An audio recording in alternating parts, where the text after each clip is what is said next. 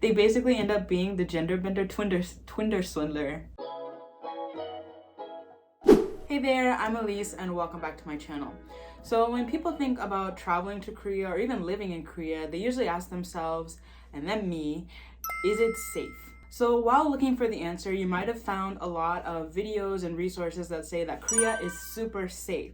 It's a country where you can leave your laptop or your cell phone on the table in a cafe and no one will steal it. It's a country where you can pretty much walk home at night and not have to worry about something bad happening to you. A country where kids can walk to school by themselves, they don't need a chaperone to take them around, and just general stuff like that. And the truth is, Korea is very safe to live, especially compared to the US where I'm from. I'm not generally worried that something bad is gonna happen to me. I'm not always looking over my shoulder and trying to see who's there and see if I'm safe.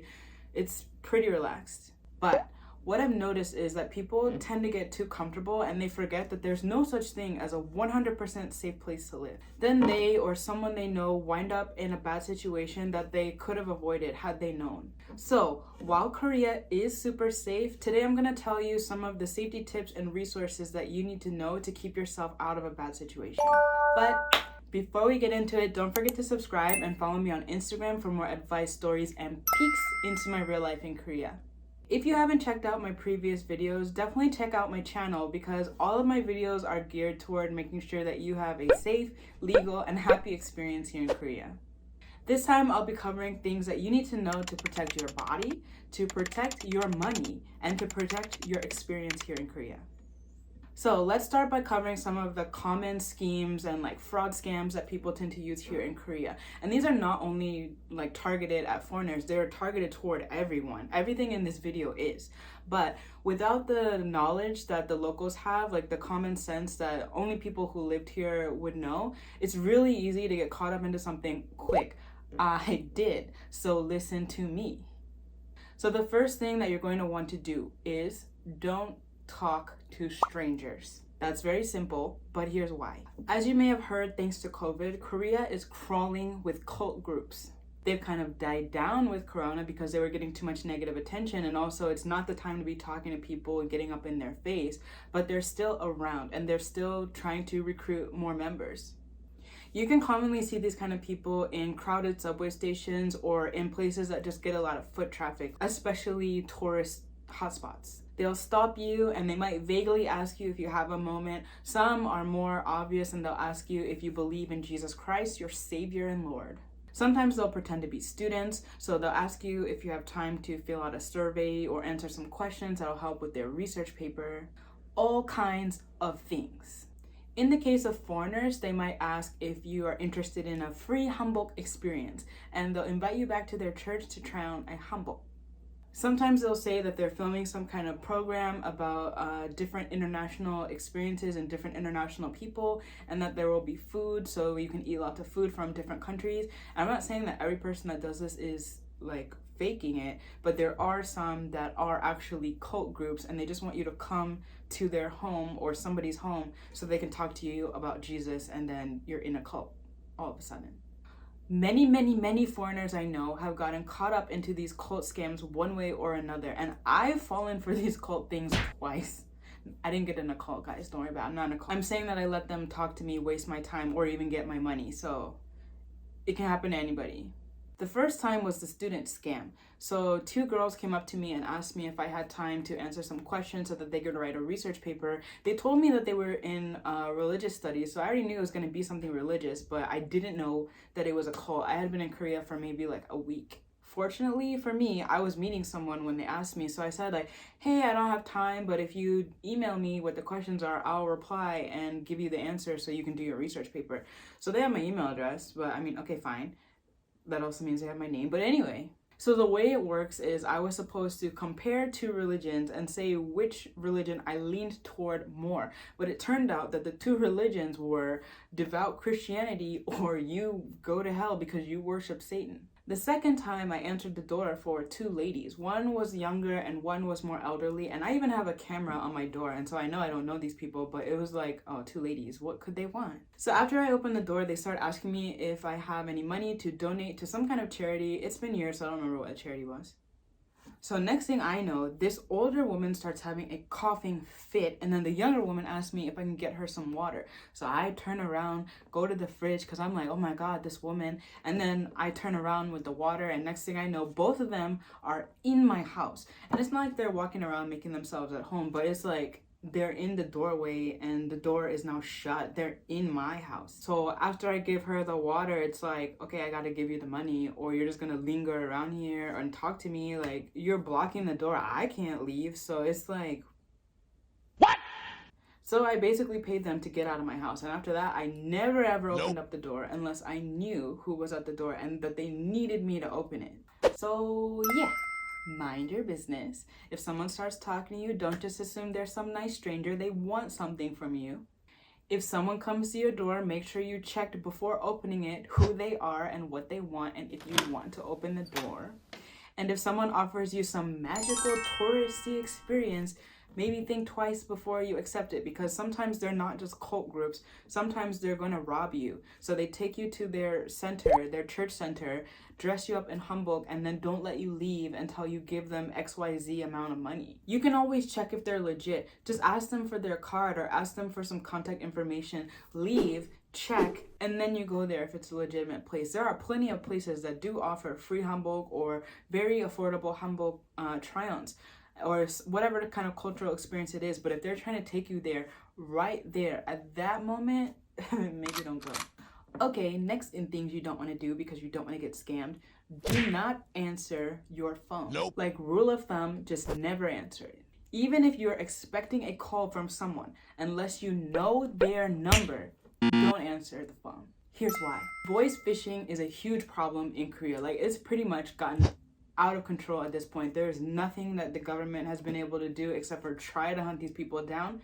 But there are hundreds, if not thousands, of voice phishing scams at this point. So good luck to them. And they pretend to be pretty much anyone, anything. They pretend to be companies that are calling to resolve some kind of issue with your order. They call pretending to be old ladies who dialed the wrong phone number. They even call pretending to be immigration. And they aren't just trying to get you to panic so that you send them money. That's a very old style of this scam, I think. What they're really trying to do is get you to say certain things so that they can use your voice as a verbal confirmation. The main thing that they're trying to get you to say is yes, ne. This is very easy to do in Korea because ne doesn't only mean yes, it also means what? But even if you know this, and even if you manage to keep yourself from saying yes over the phone, once you've answered the phone, your name, or not your name, they don't know who you are, but your number gets added to a list that basically says this person answers the phone. So they'll just keep calling you more and more with different schemes, trying to confuse you and trying to get you to say yes. You'll get phone calls, you'll get text messages, you'll even get WhatsApp messages, and it's from all kinds of people talking about all kinds of different things. At one point, I think I was getting about 7+ calls a day. My phone was ringing constantly at all times of the day. It would be from like 7 in the morning till 10 o'clock at night. And it's like, who's calling me at 10 o'clock at night? I already know you're a scam, because who's even doing that? So some people might think, and they might even tell you, that a 070 number or a 02 number is unsafe, but a 010 cell phone area code number is safe. Nope, not true. It might have been true years ago, but the scammers have upgraded and now they're using cell phones too. So no number is safe, except a number you saved in your phone. So I don't know if you caught that earlier, but I also said that they don't just call you, they also text and WhatsApp you. This is called text phishing, and this is also a huge problem in Korea. In this case, they're not trying to get you to confirm anything like with voice phishing. They're trying to get you to give up your personal information. Once they have your personal information, they'll add you to some kind of clientele list and use your name to help them commit tax fraud. It's not that you're going to be charged with tax fraud, I think, but your name was used to basically falsify their clientele list so that they could get more of a tax break.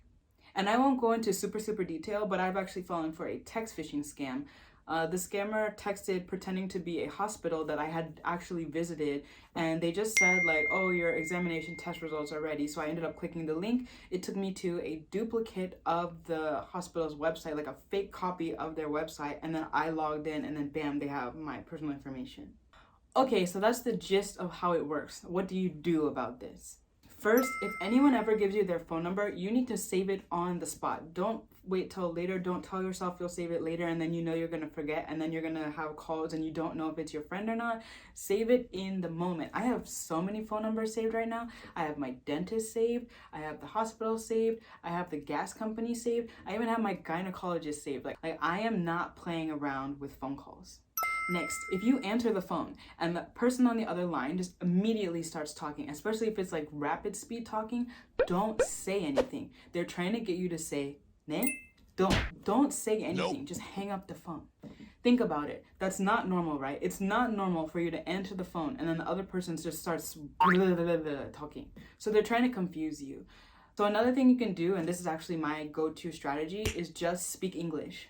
So whenever anyone calls me and I don't know the number, but I feel inclined to answer, which is stupid because you just shouldn't answer the phone, I always just say, hello, hello. And you might think like, oh no, what if it's important? And then I scare them away because I spoke English. This has never happened to me. Whenever I start the phone call by speaking English, the other person will just start to explain who they are and who they're trying to reach. So once they've said my name, or once I know like who they are and I actually need to talk to them, I would just switch to Korean and then the conversation proceeds as usual. But truthfully, you don't really need to answer the phone for anything. I think Korea has kind of adapted to this voice phishing, text phishing problem.